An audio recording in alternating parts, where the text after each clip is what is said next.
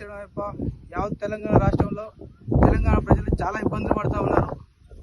ఎందుకనగా ప్రజెంట్ ఉన్న సిచ్యువేషన్లో రేవంత్ రెడ్డి గారు ఇచ్చిన హామీలు అయితే ఆయన చేసే పనులు అయితే అవగాహన లేనటువంటి అటువంటి వ్యక్తి లెక్కటాలు వచ్చినటువంటి సీఎం రేవంత్ రెడ్డి గారు మీరు తక్షణమే పెద్దవాళ్ళతో శిక్షణ పొంది ఇమీడియట్గా మీరు కావాల్సిన కార్యక్రమాలు చేసుకోవాలని మనస్ఫూర్తి కోరుకుంటూ నెక్స్ట్ వచ్చేది బీఆర్ఎస్ గవర్నమెంట్లో సీఎం కేసీఆర్ సార్ రాబోతున్నాడు. సార్ రావాలని చెప్పేసి మనస్ఫూర్తిగా అయ్యప్ప మాల వేసుకొని పులిమేడ తవ్వాలని ఎదుర్కొంటున్నాను. 2.5 hours అయ్యప్ప స్వామి దర్శనం చేసుకోవడం పోతున్నాను.